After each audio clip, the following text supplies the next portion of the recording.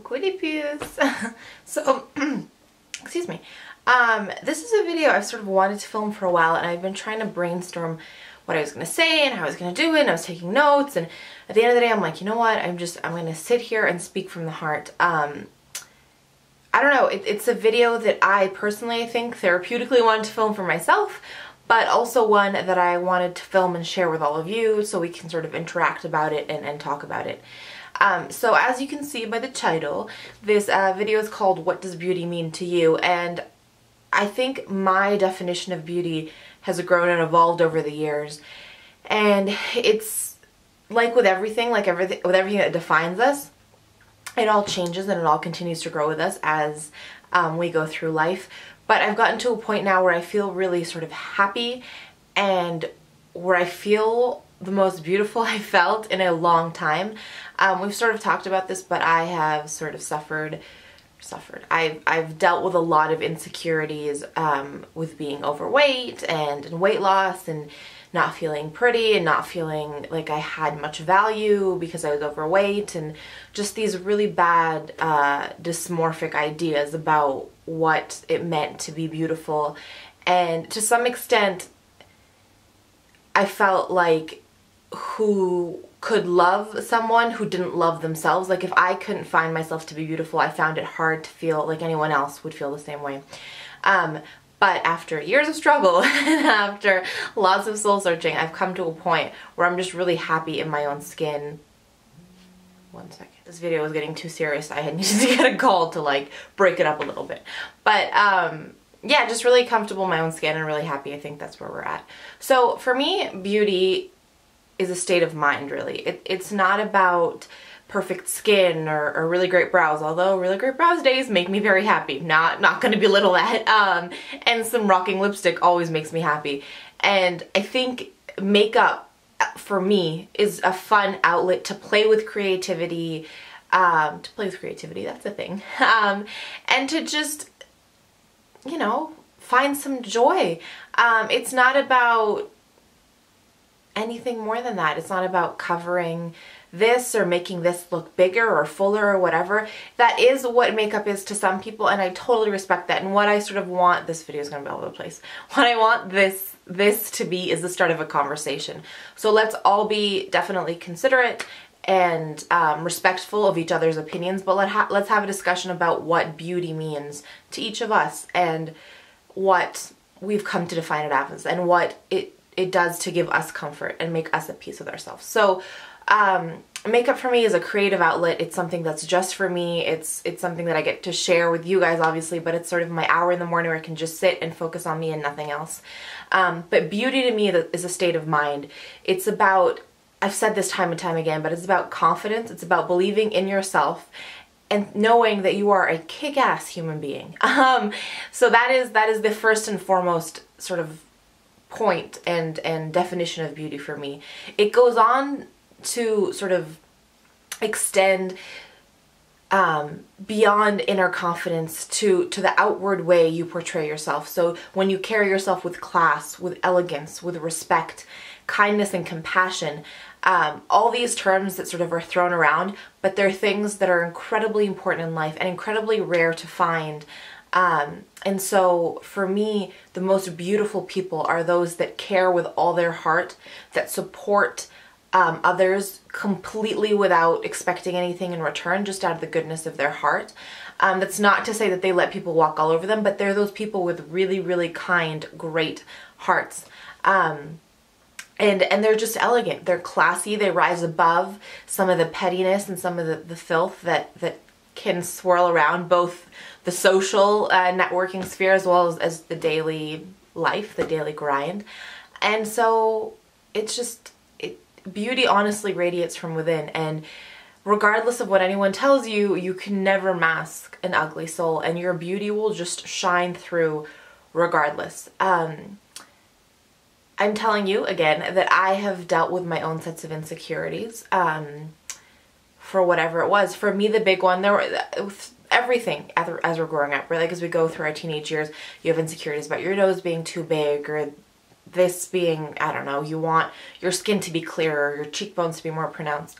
I had some of that, but my biggest insecurity from the time I was 12, because I have been sort of trying to lose weight and get healthy since I was 12. At age 12, this is not something maybe that everyone will talk about or feel comfortable talking about, but myself, at age 12, I was the height I am now, so I was 5'9", but I weighed 200 pounds. So as a 12-year-old wearing a size 16, it's tough.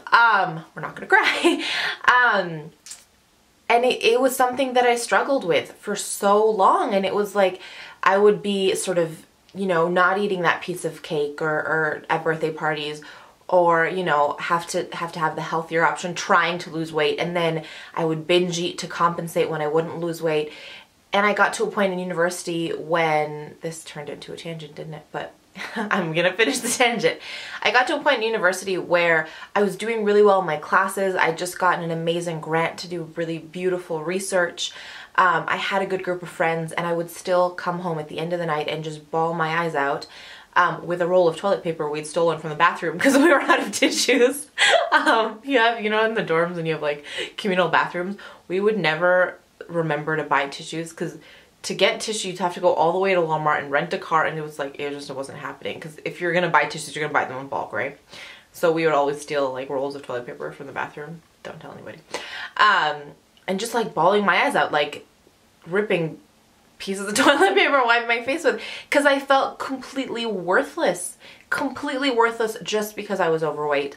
And I'm not making excuses for it. I'm not saying that being overweight is okay, is what I'm saying. And it's definitely something I continue to work on, but I've gotten to a point now where I love the body I'm in, because this is the body that has carried me for so long, that's allowed me to see so much success, and without which I wouldn't be here. And so I'm now trying to treat it better. So feed it healthy foods, work out, work my heart. I've taken, for the first time in my life at age 24, a focus not on dieting, but on getting healthy. I don't want to get thin. I don't want to lose weight. That's not my objective. My objective is to get healthy.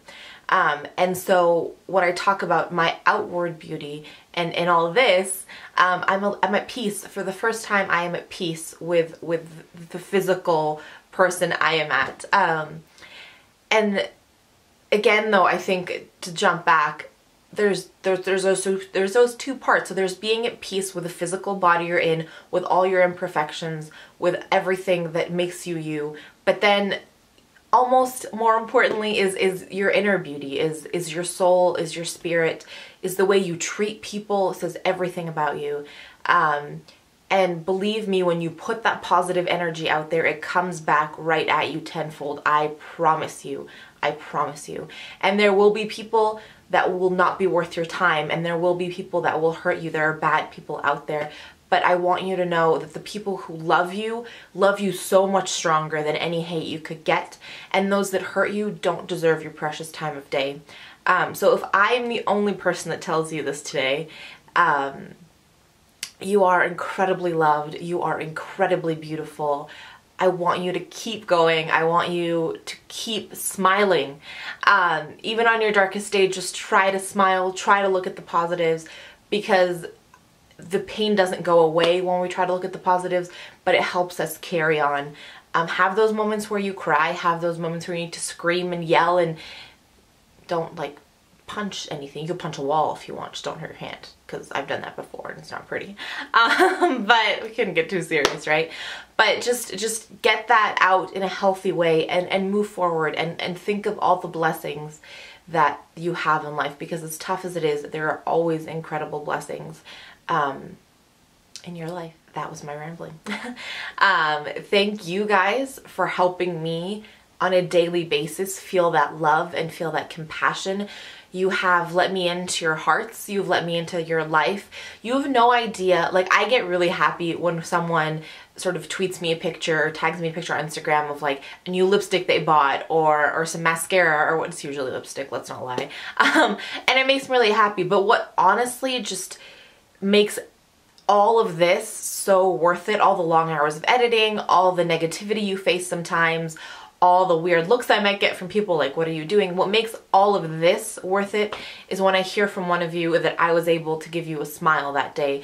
If I can share a smile with just one of you, it makes everything worth it. It's the biggest success I could ever wish for, is to spread joy and happiness to even one of you. So that is it for me today. I do want you though, please, to let us know down below what beauty means to you, what defines beauty to you, and what makes you feel beautiful about yourself. Let's have like a really good, productive conversation down there. That is all I want to ramble about today, but I am, as always, going to give you 3 points of 3 points of positivity. I'm going to do three, not three specific women, but 3 types of women who I will hopefully have texted today to let them know how much I care about them. But yeah, they're people that inspire me and show me what true beauty is. So the first group of women is amazing moms who put their kids' needs ahead of their own. They do make sure to take care of themselves, but they sacrifice everything for their kids, and they show me what it's like to juggle, and some days feel like you want to lose your mind, but that's okay, and to keep going on and to keep an open, beautiful heart. And just, they inspire me to be a more patient person, to appreciate all the little things in life, and they give me hope that I'm going to be okay when it's finally my turn to be a mom. The second group of women that I am so incredibly grateful for are my amazing sisters, both by birth and by fate. You ladies know who you are. You are absolutely everything to me. Not only do you give me all the support and love, and just you radiate positive energy when I need you in my darkest moments, but you also hold me up and help me get to even higher successes than I ever thought possible. You ladies are amazing, and I love you. And the third group of women who just continue to show me who beauty are is an incredibly large group of friends and an extended support network. So that is every single one of you for sure. It is a few specific people that may not be watching, but it's the time you take to watch. It's the time you take to send me messages, to text me, to email me, to let me into your hearts. I'm honored, and yeah, I'm really, really honored. That's, I think, the best word I can find to describe the way I feel. That is it for me today. I hope you enjoyed this sort of different video, and that we can have a good, productive conversation. And yeah, that is all I wanted to tell you. I want to send you huge, huge, huge amounts of love. Let you know that you are loved, that you are cared about, that you are beautiful. And as always, I'm going to tell you something about my little life's too short. When I say life's too short to wear boring lipstick, I don't physically mean only like, if you want to wear blue lipstick, do it because life is too short. That is very important to note, is that if you want to wear gray lipstick, if you want to wear an awesome nude lipstick that you find is fierce, no one should tell you that any lipstick you wear is boring. Whatever lipstick you find is fierce, dude, rock it out. So when I say life's too short to wear boring lipstick, I mean like literally life's too short to wear boring lipstick. But I mean it in a broader sense, which I think some of you understand, which is that like life is too short to live by anyone else's rules. Enjoy it, live it to its max, do what you want as long as you're not hurting anyone else. And those that want to sit around and judge are not worth your time. So when I say life is too short to wear boring lipstick, you know I never mean things only on one level. I gotta be all over the place. I mean it on the not the superficial, the literal level and the much deeper level. So, with that being said, I'm going to leave you by reminding you that life is just too short to wear boring lipstick. Bye, guys!